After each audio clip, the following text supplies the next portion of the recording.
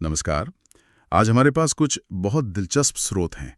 हम इनसे जवान नाम की एक फिल्म की कहानी को समझने की कोशिश करेंगे। हाँ, और ये स्रोत सिर्फ कहानी नहीं बताते। ऐसा लगता है कि किरदारों के पीछे की वजह हैं, उनके मोटिवेशंस, उस पर भी काफी रोशनी डालते हैं। बिल्कुल। कहानी में न्याय है, भ्रष्टाचार है, बदला है और एक पिता पुत्र का बड़ा अनोखा सा रिश्ता भी है। सही। कहानी की शुरुआत भी होती है एक रहस्य से, अतीत से जुड़ा हुआ। हाँ, जो फिर आज के समय की कुछ हाई प्रोफाइल घटनाओं से जुड़ जाता है और सच्चाई की तलाश शुरू होती है। तो चलिए फिर खोलते हैं इन स्रोतों को और देखते हैं क्या निकलता है इसमें से। कहानी हमें ले जाती है 30 साल पीछे, पूर्वोत्तर भारत का कोई दूर दराज का गांव। हाँ, स्रोतों के मुताबिक वहां एक आदमी मिलता है, बुरी तरह घायल, पट्टियों में लिपटा हुआ। ऐसा लगता है जैसे किसी प्लेन वगैरह से फेंका गया हो। और याददाश्त बिल्कुल गायब, कुछ याद नहीं। बाद में पता चलता है नाम है विक्रम राठौड़। गांव वाले बचाते हैं उसे। और यही कुछ अजीब होता है ना। हाँ, यही कहानी एक मोड़ लेती है। जैसे स्रोत बताते हैं कि गांव पर हमला होता है उग्रवादियों का। ओके। और ये आदमी जो बेहोश है, जिसकी याददाश्त नहीं है, वो अचानक उठता है। हाँ, और बिल्कुल किसी ट्रेन सोल्जर की तरह लड़ता है, बेरहमी से, कुशलता से, और गांव वालों को बचा लेता है। कमाल है। ये तो सीधा इशारा है कि ये कोई आम इंसान नहीं है, इसके अतीत में कुछ तो है। बिल्कुल। और यहीं एक छोटा लड़का है, जूजू। वो वादा करता है कि मैं तुम्हारी पहचान खोजने में मदद करूंगा। अच्छा, जूजू। हाँ, ये नाम याद रखना होगा शायद। हाँ, ये बाद में काफी महत्वपूर्ण साबित होता है। ठीक है, तो ये था अतीत का सिरा। अब स्रोत हमें लाते हैं सीधे आज के समय में 2023। हाँ, प्रेजेंट डे। और यहाँ एंट्री होती है आजाद की, जो बिल्कुल विक्रम राठौर जैसा दिखता है। हम शक्ल या बेटा। बाद में पता चलता है कि वो विक्रम का ही बेटा है, और वो एक महिला जेल का जेलर है। नेक, अच्छा जेलर, कम से कम बाहरी तौर पर तो यही लगता है। लेकिन जैसा आपने कहा बाहरी तौर पर, मतलब कुछ और भी है। बिल्कुल, उसका एक दूसरा पहलू भी है। वो अपनी 6 महिला कैदियों के साथ एक टीम बनाता है। कैदियों के साथ? ये कैसी टीम? ये वो कैदी हैं जो खुद सिस्टम के अन्याय का शिकार हुई हैं, और ये टीम मिलकर मुंबई मेट्रो ट्रेन हाईजैक कर लेती है। Metro hijack? ये तो बहुत बड़ा कदम है। पुलिस से सामना होता होगा? हाँ, बिल्कुल। वो पुलिस ऑफिसर नर्मदा राय से बात करता है और फिरौती मांगता है। फिरौती? किससे? एक भ्रष्ट कृषि मंत्री से। और रकम भी छोटी मोटी नहीं, पूरे 40,000 करोड़। 40,000 करोड़? ये तो क्यों, मतलब इतना पैसा? यही उसकी प्लानिंग दिखती है। उसे पता है कि ट्रेन में काली गायकवाड़, जो एक बड़ा हथियार डीलर है, उसकी बेटी भी है। अच्छा, तो ये एक तरह का लेवरेज है। काली पैसे देगा बेटी के लिए? हाँ, बिल्कुल। उसे यकीन है कि काली ये पैसा देगा। ये उसकी शातिर चाल है। पर सवाल वही है, इस पैसे का होता क्या है? आजाद अपनी जेब में रखता है? नहीं, यही तो बात है। स्रोत साफ बताते हैं कि ये पैसा उसके पास नहीं जाता। तो फिर? इस पूरी रकम से वो 7 लाख गरीब किसानों का बैंक लोन चुका देता है। 7 लाख किसान? हाँ, और ये सीधा उस भ्रष्टाचार पर हमला है जिसकी वजह से उसकी टीम की एक कैदी, लक्ष्मी, उसके किसान पिता ने आत्महत्या कर ली थी। ओह, तो ये सिर्फ डकैती नहीं है, एक तरह का विरोध है, न्याय का तरीका। बिल्कुल, अन्याय के खिलाफ एक सीधा प्रहार। वो सिस्टम की कमियों का इस्तेमाल उन्हीं लोगों की मदद के लिए कर रहा है जिन्हें सिस्टम ने निराश किया है। तो ये सिलसिला चलता है था, यह पहली घटना थी और भी हुई? हाँ, ये तो बस शुरुआत थी। स्रोत कहते हैं कि आजाद और उसकी टीम ऐसी कई और कार्रवाइयां करते हैं। हर बार निशाना भ्रष्टाचार? हाँ, हर बार भारत में मौजूद किसी न किसी खास तरह का भ्रष्टाचार। और हर मिशन टीम की किसी महिला की कहानी से जुड़ा होता है। जैसे? कोई उदाहरण है स्रोतों में? हाँ, एक मिशन में वो स्वास्थ्य मंत्री को किडनैप करते हैं। स्वास्थ्य मंत्री को? फिर क्या होता है? उन्हें मजबूर करते हैं कि वो एक सरकारी अस्पताल, जिसकी हालत बहुत खराब है, उसे रातों रात ठीक करवाएं। क्यों? उस अस्पताल में क्या खास था? वो वही अस्पताल था जहां ऑक्सीजन सप्लाई में घोटाला हुआ था और उसकी वजह से कई बच्चों की मौत हो गई थी। हे भगवान! और यही हादसा था जिसकी वजह से डॉक्टर इरम, जो आजाद की टीम में है, उसे गलत तरीके से फंसाकर जेल भेजा गया था। समझ गया। तो हर एक्शन के पीछे एक कहानी है, एक बिल्कुल। अन्याय है जिसका बदला लिया जा रहा है या जिसे ठीक किया जा रहा है। बिल्कुल। ये सिर्फ हंगामा खड़ा करना नहीं है, ये अन्याय को सामने लाना है और जहां तक हो सके उसे सुधारना भी है। एक तरह का परफॉर्मेटिव जस्टिस शायद। इस सब के बीच आजाद की अपनी जिंदगी, वो जेलर भी है, ये सब भी कर रहा है। ये कैसे मुमकिन है?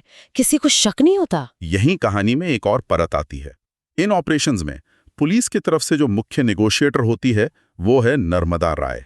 वही ऑफिसर जिससे उसने पहले बात की थी। हाँ, वही।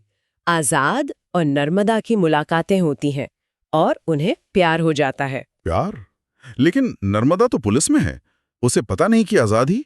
नहीं, बिल्कुल नहीं। वो उसकी इस दूसरी जिंदगी से अनजान है और स्रोत बताते हैं कि वो शादी भी कर लेते हैं। शादी? ये तो बहुत कॉम्प्लिकेटेड हो गया होगा। सच्चाई कब सामने आती है? आनी ही थी। शादी के बाद किसी तरह नर्मदा को पता चल जाता है कि उसका पति आजाद ही वो मिस्ट्री मैन है, वो विजिलेंटे है जिसका वो पीछा कर रही थी। ओह, ये तो बहुत बड़ा टकराव हुआ होगा। एक तरफ ड्यूटी, दूसरी तरफ प्यार। बिल्कुल। स्रोत इस टेंशन को काफी उभारते हैं।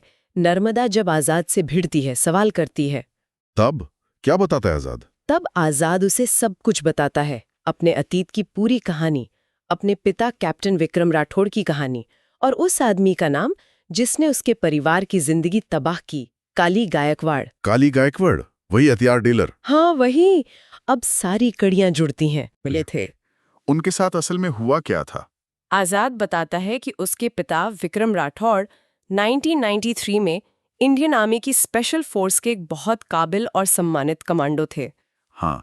एक मिशन पर उनकी टीम को बहुत नुकसान हुआ और विक्रम ने पता लगाया कि इसकी वजह थे खराब हथियार, जिनकी सप्लाई काली गायकवाड़ की कंपनी ने की थी। ओह, ये तो देश की सुरक्षा से जुड़ा मामला हो गया। हाँ, बहुत गंभीर मामला था। विक्रम ने जब इसकी शिकायत करनी चाहिए तो काली ने उसे रोकने की कोशिश की होगी? रोकने की नहीं, खत्म करने की। स्रोत बताते हैं कि काली ने विक्रम और उसकी पत्नी ऐश्वर्या, जो उस वक्त प्रेग्नेंट थी। ऐश्वर्या, दीपिका पादुकोण वाला किरदार शायद। हाँ, स्रोत यही बताते हैं। काली ने उन दोनों पर हमला किया, विक्रम को गोली मारी और मरा समझकर प्लेन से फेंक दिया। इसीलिए वो उस गांव में मिले थे, याददाश्त खोए हुए। बिल्कुल। और ऐश्वर्या? ऐश्वर्या का क्या हुआ? काली ने उसे 3 पुलिस वालों के मर्डर के झूठे केस में फंसा दिया।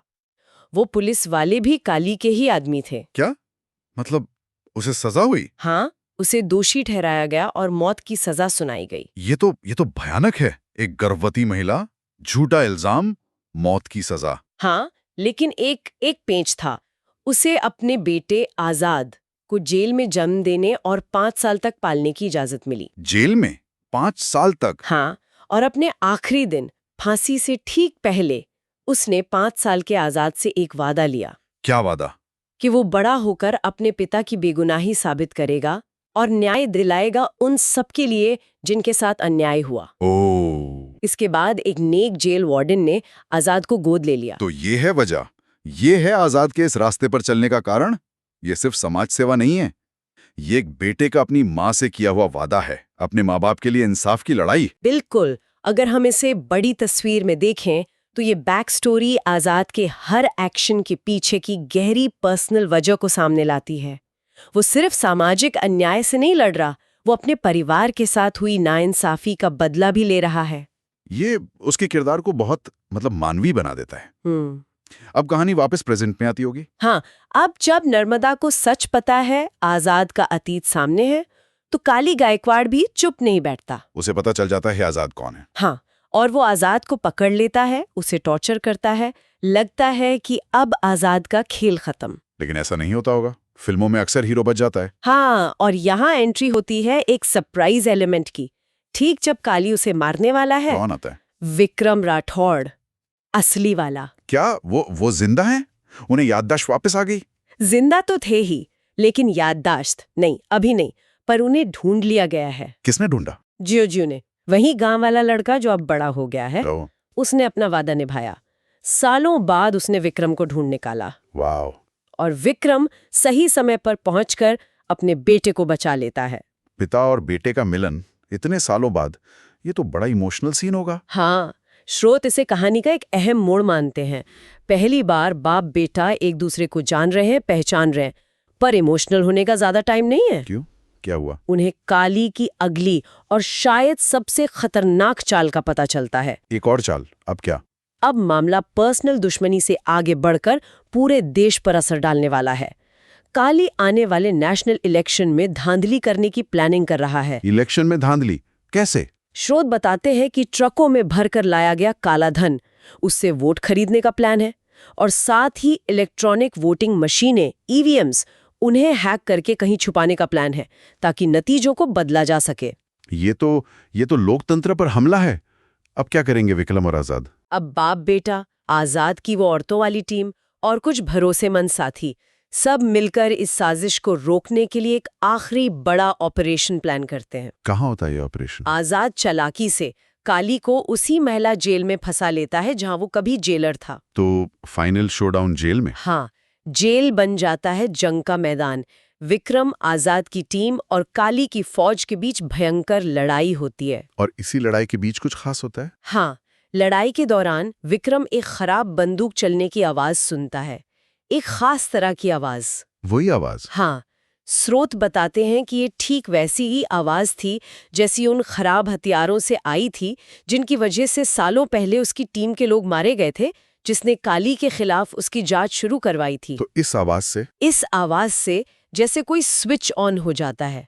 अचानक विक्रम की पूरी याददाश्त लौट आती है। पूरी याददाश्त? सब कुछ याद आ जाता है? सब कुछ, अपना अतीत, काली का धोखा, ऐश्वर्या के साथ जो हुआ, सब साफ हो जाता है। ये सिर्फ याददाश्त लौटना नहीं है, ये उसका मकसद लौटना है। अब तो लड़ाई और भी पर्सनल होगी विक्रम के लिए। बिल्कुल, अब वो जानता है वो कौन है, क्यों लड़ रहा है। बाप बेटा मिलकर लड़ते हैं पूरी ताकत से और आखिर में काली मारा जाता है। हाँ, विक्रम और आजाद मिलकर काली गायकवाड़ को खत्म कर देते हैं। ऐश्वर्या का बदला पूरा होता है और काली के सताए हुए बाकी लोगों को भी इंसाफ मिलता है। मिशन पूरा हुआ। हाँ, वो विजिलेंटे मिशन तो पूरा हो गया, पर कहानी यहाँ खत्म नहीं होती। अच्छा, और क्या है? इसके बाद आजाद सीधे कैमरे में देखकर देश की जनता से बात करता है, एक मैसेज देता है। क्या मैसेज? वो लोगों से कहता है कि अपनी चुनी हुई सरकारों से सवाल पूछो, उन्हें जवाबदेह बनाओ, अपने वोट की ताकत को समझो। ये सिर्फ बदले से आगे बढ़कर एक बड़े बदलाव की अपील है। मतलब वो उस बड़े न्याय की बात करा जिसके लिए उसके माँ बाप लड़े थे। बिल्कुल। और क्या कोई इशारा है कि कहानी आगे बढ़ेगी, कोई सीक्वल? हाँ, स्रोत एक मिड क्रेडिट सीन का जिक्र करते हैं फिल्म खत्म होने के बाद। उसमें क्या होता है? उसमें आजाद, नर्मदा, जो शायद अब उसके साथ है, और उसके पिता विक्रम मिलते हैं और उनका एक साथी उन्हें एक नई फाइल देता है। नई फाइल, नया मिशन? हाँ, इस बार निशाना है स्विस बैंकों में जमा काला धन। ओहो, तो मतलब लड़ाई अभी बाकी है। बिल्कुल, ये सीन यही बताता है कि न्याय की लड़ाई चलती रहती है। एक विलेन के खत्म होने से सिस्टम का भ्रष्टाचार खत्म नहीं होता, लड़ाई जारी रखनी होगी। तो कुल मिलाकर हमने देखा कि कैसे एक भूली हुई याददाश्त वाला सैनिक, उसका बेटा जो विजिलेंटे बन गया, और कुछ अन्याय की मारी औरतें, इन सब ने मिलकर भ्रष्टाचार के एक बड़े सिंबल को हराया। हाँ, और कहानी में पर्सनल बदला, सामाजिक न्याय, सिस्टम की खामियां, ये सब परतें खुलती हैं। बिल्कुल। और अंत में एक सवाल भी खड़ा होता है, जैसे कि आपने कहा, क्या सिर्फ ऐसे विलन्स को हटाने से असली बदलाव आता है, या जब तक पूरा सिस्टम नहीं सुधरता ये लड़ाई ऐसे ही चलती रहेगी? ये वाकई एक बड़ा सवाल है। क्या व्यक्तिगत न्याय कभी व्यवस्थागत सुधार की जगह ले सकता है, या दोनों जरूरी हैं? हाँ, ये एक ऐसा सवाल है जिस पर शायद सुनने वाले भी सोच सकते हैं कहानी के बाद। बिल्कुल। तो आज के लिए बस इतना ही। उम्मीद है श्रोतों पर आधारित ये विश्लेषण दिलचस्प लगा होगा।